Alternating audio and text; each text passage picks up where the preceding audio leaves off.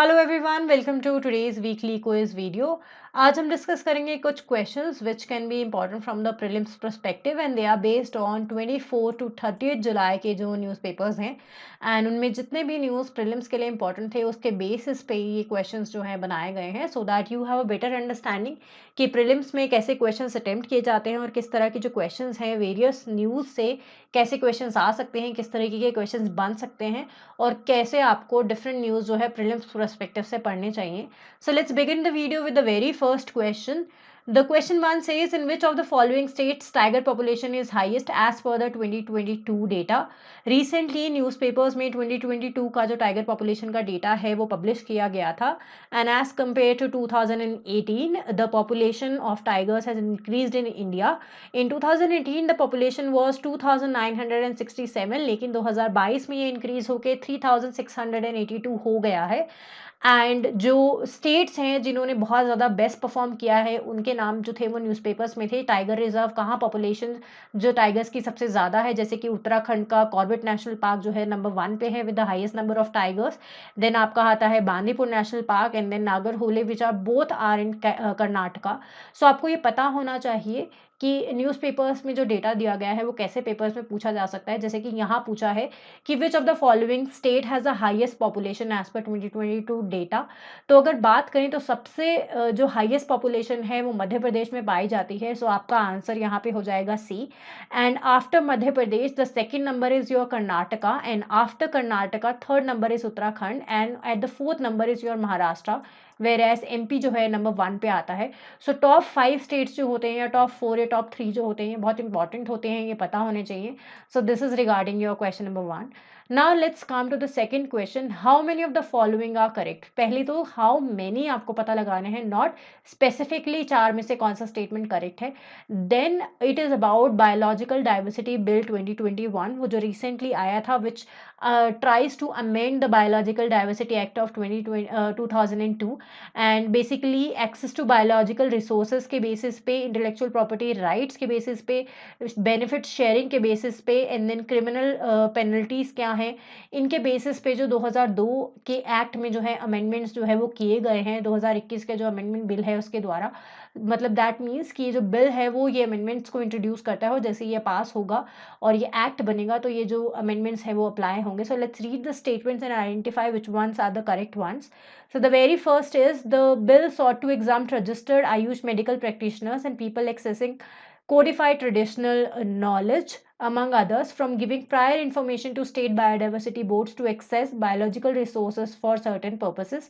This provision is new and as per the Biological Diversity Amendment Bill 2021, this is correct also. 2002 का जो bill था उसके हिसाब से कोई एग्जाम्पशंस नहीं थे, लेकिन 2021 का जो अमेंडमेंट बिल आया है उसमें एग्जाम्पशंस हैं आयुष मेडिकल प्रैक्टिशनर्स के लिए भी और पीपल जिनके पास ऑलरेडी कोडिफाइड ट्रेडिशनल नॉलेज है उसके लिए भी। सो ये स्टेटमेंट करेक्टली गिवन है। Now the second one is bill criminalizes a range of offences under the act and these offences will be charged by monetary penalties too. This is wrong क्योंकि 2002 के bill में criminalize की गए थे range of offences, लेकिन जो amendment bill आया है उसके द्वारा डी क्रिमिनलाइज की गई हैं कुछ ऑफेंसेस और सिर्फ पेनल्टीज के लिए, मॉनेटरी पेनल्टीज के लिए जो वो चार्ज किए जाएंगे। So second statement is wrong. Then NBA approval before applying for IPR related to biological resources from India will be required. ये जो है बेसिकली ये 2002 के एक्ट का प्रोविजन है ना कि अमेंडमेंट बिल 2021 का, तो ये भी गलत हो जाता है। The bill involves removal of the applicability of benefit sharing requirement from research, biosurvey and bioutilization. This is correct. जो अमेंडमेंट बिल आया है वो अब रिमूव करता है applicability of benefit sharing 3 categories से, जो कि है research, bio survey and bio utilization. तो 2 स्टेटमेंट सही हैं, 2 गलत हैं। सो आपका आंसर यहाँ पे हो जाएगा B. Only 2 statements are correct because how many of the following are correct हमें पूछा गया है। Now let's come to the third question. Recently, government banned export of non-basmati white rice. The effect of ban will be most pronounced in neighboring countries of Nepal and Bangladesh, African countries जो कि Madagascar, Benin, Kenya and Ivory Coast दिया गया है, then Asian countries of Malaysia and Vietnam and UAE. हमें correct statements का पता लगाना है। Now all the 3 mention above are correct. So आपका आंसर होगा ओनली 3 क्योंकि how many of the above are correct जो है आपको इसमें बताना है। All the 3 given above are correct because ये जो है ये टॉप 50 नेशंस में आते हैं जो इंडिया से इम्पोर्ट करते हैं basically non basmati white rice, और नेपाल, बांग्लादेश हुआ या एशियन एंड अफ्रीकन कंट्रीज जो है वो मोस्ट अफेक्टेड हैं by the ban which is imposed by the government on export of non-basmati white rice. So this is regarding that news. Now let's move to the next question. Which of the following correctly describes your Akira? It is an insect species, telescope, plant species or ransomware virus. Basically अभी क्या हुआ था, internet का एक ransom virus है जिसका नाम है अकीरा, जो कि आपकी वाइटल पर्सनल इंफॉर्मेशन है उसे आपका स्टील करता है, और फिर उसके बाद में क्या होता है, इनक्रिप्ट कर लेता है डेटा को, और उसके बाद एक आपसे एक्सटॉर्शन जो मनी होती है वो डिक्रिप्ट करने के लिए मांगी जाती है. So it is a kind of a ransomware virus जो कि टारगेट करता है Windows and Linux based systems जितने भी होते हैं to steal the personal information. So it is not an insect species or telescope or a plant species, but a ransomware virus. So the answer here is going to be D. Now let's move on to the fifth question, which is regarding the registration of birth and death act. उसके basically newspapers में उसके लिए एक जो amendment जो है वो कहा गया है वो न्यूज़पेपर्स में था. तो आपको सब कुछ पता होना चाहिए कि अमेंडमेंट में क्या प्रोविजंस हैं, क्योंकि जनरली प्रीलिम्स में क्या होता है, जो नए प्रोविजंस है या कंपैरिजन में पुराने एक्ट से कैसे बेहतर है, ऐसे स्टेटमेंट जो होते हैं वो पूछे जाते हैं. सो registration of birth and death act में जो अमेंडमेंट आया है उसके रिगार्डिंग 3 स्टेटमेंट्स है, पढ़ लेते हैं. The very first is it will make Aadhaar compulsory for registration of birth and death. हमें इनकरेक्ट स्टेटमेंट्स पता लगाने हैं. ये स्टेटमेंट जो है करेक्ट है, लेकिन अभी तक क्या था, पुराने एक्ट के तहत आधार जो था वो कंपलसरी नहीं था, लेकिन जो नया अमेंडमेंट है उसके बाद आधार कंपलसरी हो जाएगा for registration of birth as well as death. So जो पहला स्टेटमेंट है वो आपका आंसर नहीं होगा, क्योंकि इनकरेक्ट स्टेटमेंट्स बताने हैं. अगर आपको करेक्ट पूछा गया होता तो ये आपका 1 आंसर में आना था.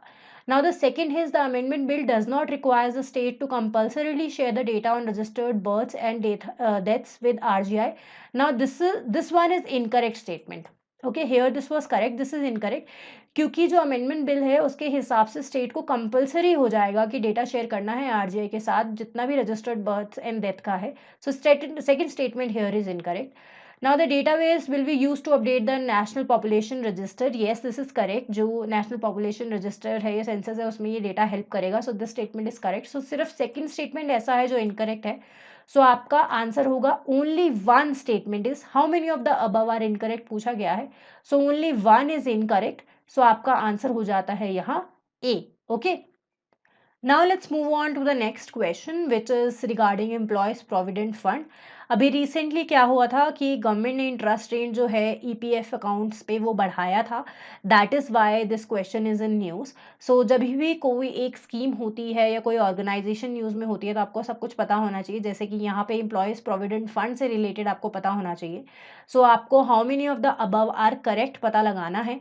Okay, so it is a government established saving scheme for employees of organized and unorganized sector. ये statement गलत है, क्योंकि ये सिर्फ organized sectors के employees के लिए ही होती है, unorganized के लिए नहीं. And yes, it is a government established saving scheme. तो उतना part यहाँ पे correct है.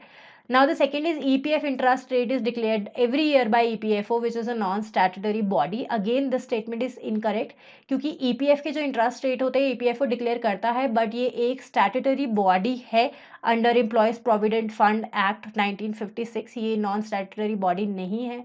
Now the third is for the current fiscal year, the interest rate of EPF account has been fixed at 8.15%, क्योंकि last year 8.10% थे, इस साल बढ़ के 8.15% हो गया है. तो थर्ड स्टेटमेंट इज करेक्ट. सो यहाँ पे एक ही स्टेटमेंट जो है वो करेक्ट है. सो आंसर आपका हो जाएगा A. Only one is correct. Now let's move to the next question, which is regarding the first gig workers right bill of India. और यहाँ पर जो है बेसिकली प्रोविजंस जो है गिग वर्कर से रिलेटेड क्या राइट्स होने चाहिए, कैसे एग्रीगेटर्स जो है उनको लायबल बनाया जाएगा, और एक जो बोर्ड की भी क्रिएशन की बात करी गई है जहाँ पे सारे जो गिग वर्कर्स हैं उनका डेटा होगा, वहाँ एग्रीगेटर्स भी होंगे, कैसे उनके ग्रीवियंसेस रिजॉल्व करे जाएंगे, इस बिल में बात किया गया है. And we have to identify, क्योंकि इंडिया की एक स्टेट ने पास किया है और इंडिया का ऐसा फर्स्ट बिल है. So we have to identify which state has pass this bill. Kerala, Himachal Pradesh, Rajasthan और मध्य प्रदेश. सो आंसर आपका यहाँ होगा सी। बेसिकली राजस्थान गवर्नमेंट ने, जो राजस्थान स्टेट गवर्नमेंट है, उन्होंने ये बिल पास किया है, तो आपको स्टेट पता होना चाहिए। जो ऐसे यूनिक चीज़ें आती हैं, जो जैसे इंडिया का first gig workers right bill है, तो आपको ऐसी जो फर्स्ट है या यूनिक चीज़ें हैं उनके बारे में पता होना चाहिए, भले ही वो स्टेट एसोसिएटेड हो। कोई ऐसी स्कीम भी आती है जो किसी स्टेट ने इम्प्लीमेंट करी है और भारत में आज तक कभी ऐसा नहीं हुआ है और उससे कोई जो प्रॉब्लम है बहुत अच्छे से सॉल्व हो रही है, जैसे फॉर एग्जांपल केरला की पर्टिकुलरली कोई एजुकेशन स्कीम हुई जिससे बहुत बेनिफिट है एजुकेशन सेक्टर में, तो वो आपको डिटेल्स पता होने चाहिए। Now let's move on to the next question. Which of the following will be a symbol of एक भारत श्रेष्ठ भारत under the मेरी माटी मेरा देश कैंपेन, जो कि रिसेंटली जो है वो लॉन्च किया गया है अंडर आज़ादी का Amrit Mahotsav, which is the celebration of India 75th year of independence. उसका पार्ट है मेरी माटी मेरा देश कैंपेन, और उसके तहत 5 पॉइंट एजेंडा जो है, जिसमें इंस्टॉलेशन ऑफ शिला पलकम भी आता है, सोलमन प्लेज एफर्मेशन आता है, वसुधा वंदन आता है, वीरों का वंदन आता है, मिट्टी कलश आता है, एक्सेट्रा। सो हमें ये पूछा गया है एज पर द स्कीम एक भारत श्रेष्ठ भारत किससे एसोसिएटेड है। एक तो आपको ये चारों चीज़ें पता होनी चाहिए, पहले इनका मतलब क्या है, और उसके बाद एक भारत श्रेष्ठ भारत किससे एसोसिएटेड है वो पता होना चाहिए। एक भारत श्रेष्ठ भारत जो है आपका, वो अमृत वाटिका से एसोसिएटेड है। बेसिकली क्या होगा, ऑल ओवर इंडिया से जो सॉयल है वो कलेक्ट करी जाएगी और उसके बाद एक अमृत वाटिका जो है कर्तव्य पाथ, जो कि दिल्ली में है, वहाँ पे एक Amrit Vatika which is a garden, वो डेवलप किया जाएगा, जो कि सर्व करेगा as a symbol of Ek Bharat Shreshtha Bharat, because all over the India से सॉइल कलेक्ट करके एक जगह पे बनाया जा रहा है। That means one India, and Ek Bharat is one India. Okay, so Ek Bharat Shreshtha Bharat की तरह वो सर्व करेगा। सो आंसर आपका यहाँ हो जाता है D. Now let's move on to the next question, which of the following is incorrectly matched. Recently newspapers में आपके खारिफ क्रॉप्स थे, क्योंकि रेन ज़्यादा होने की वजह से जो सोइंग है of kharif crop that has increased. So आपको तीनों तरह की जो क्रॉप्स इंडिया में होते हैं, क्रॉपिंग सीजन्स जो होते हैं, इसके जो एसोसिएटेड क्वेश्चंस हैं वो प्रीलिम्स में देखने मिल सकते हैं, तो आपको पता होना चाहिए। सो यहाँ पे चार जो है क्रॉप के नाम दिए गए हैं और राबी, खारिफ एंड ज़ैद के साथ उन्हें मैच किया गया। We have to identify the incorrect one. So अगर बात करें राबी में, राइस दिया गया है। जो जनरली राबी क्रॉप्स होते हैं वो अक्टूबर से दिसंबर के टाइम पीरियड पे बोए जाते हैं, हार्वेस्ट किए जाते हैं अप्रैल से जून में। And wheat, barley, P, gram, mustard, ये एग्जांपल्स होते हैं। राइस जो होता है वो एग्जांपल नहीं है, यहाँ पे ए जो है वो इनकरेक्टली मैच्ड है, क्योंकि राइस आपका एक खारिफ क्रॉप है। अदर तीन की अगर बात करें तो खारिफ क्रॉप में मेज आता है, ये करेक्ट मैच्ड है। जैद जो होते हैं generally seasonal fruits, vegetable, fodder crops होते हैं, सो ये भी करेक्ट है। राबी में बार्ले आता है, so this is also correct. तो आंसर आपका यहाँ पे ए होगा। Rabi matched with rice is incorrect here, so answer आपका हो जाता है ए। Now let's move on to the next question, which is again associated with kharif crops। जो conditions है, favorable conditions, उसके बारे में पूछ लिया गया है। So दो conditions आपको दिए गए हैं, hot and humid climate, then less to moderate rainfall। अब बेसिकली जैसे मैंने एक्सप्लेन किया, रेन ज़्यादा होने की वजह से खारिफ क्रॉप की जो प्रोडक्शन है या सोइंग है वो बढ़ी है इंडिया में। सो सेकंड वाला जो है लेस टू मॉडरेट रेनफॉल, ये गलत है, क्योंकि जब हम खारिफ क्रॉप की फेवरेबल कंडीशंस की बात करते हैं तो good rainfall, good amount of rainfall is required, along with that hot and humid climate जो है वो चाहिए होता है। तो one is correct. So answer आपका यहाँ पे हो जाता है बी, क्योंकि आपको नॉट फेवरेबल कंडीशन जो है वो पता लगाना है। ओके, सो फेवरेबल कंडीशन क्या नहीं है, that is the second one, less to moderate rainfall, तो आपका आंसर यहाँ पे बी हो जाता है। Okay, now let's move on to the next question, which of the following was the theme of world hepatitis day 2023। Basically जो world hepatitis day होता है एक एनुअल इवेंट है जो हर साल जुलाई 28 को मनाया जाता है, सो दैट अवेयरनेस जो है हेपेटाइटिस के बारे में ग्लोबल लेवल पे बनाई जा सके। और मेन गोल क्या होता है, प्रिवेंशन की भी बात करता है, ये टेस्टिंग की भी बात करता है और ट्रीटमेंट की भी बात करता है हेपेटाइटिस की। एंड हेपेटाइटिस 5 तरीके के होते हैं, hepatitis A, B, C, D, E.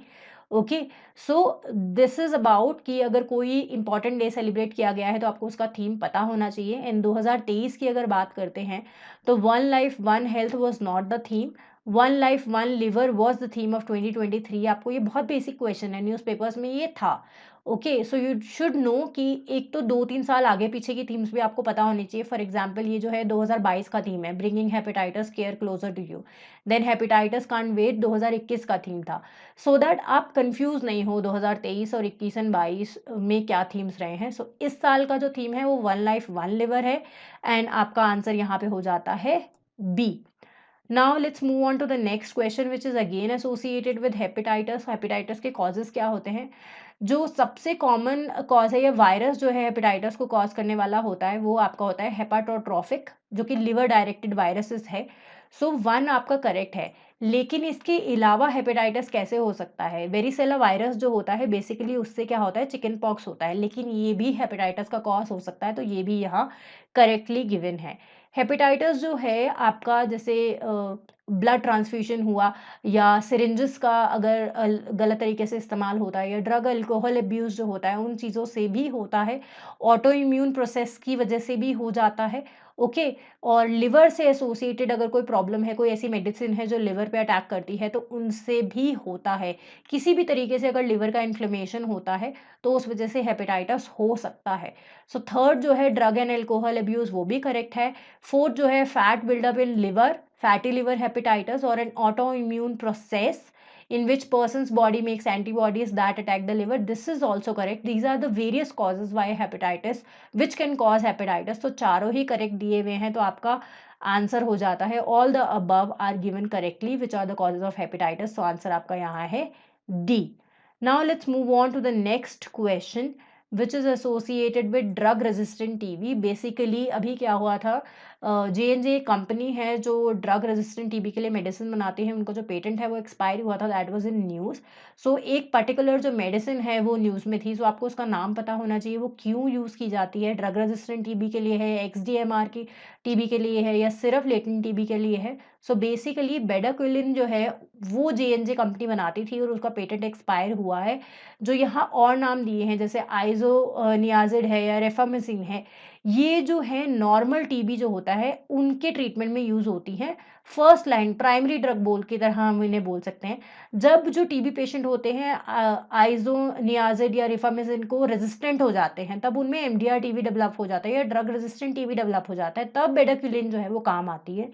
So answer आपका यहाँ है ए, बेडाक्विलिन जो है वो यूज़ की जाती है ड्रग रेजिस्टेंट टीबी में, ना कि बी या सी। Now let's move on to the next question which is associated with national park. हमें correctly matched पता लगाने हैं।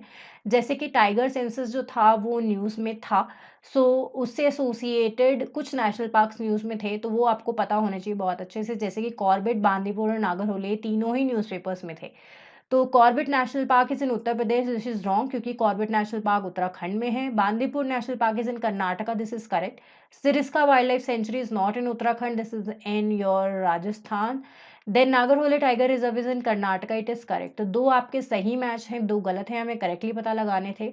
तो आपका आंसर यहाँ हो जाता है B, only 2 are correctly matched, क्योंकि हमें पता लगाना है how many of the following are correctly matched. Okay, so now let's move on to the next question which is regarding cinematograph amendment bill 2023 और हमें incorrect जो है वो पता लगाना है। Okay, so the first is that it introduces stringent anti-piracy provisions, ये correct है। और दूसरी चीज़ जो cinematograph amendment bill है उसके हिसाब से क्या होगा, जो censorship है उसका जो स्कोप है वो एक्सपैंड होगा और कॉपीराइट जो चीज़ें हैं वो भी कवर होंगी। सो ये जो स्टेटमेंट है वो करेक्टली गिवन है।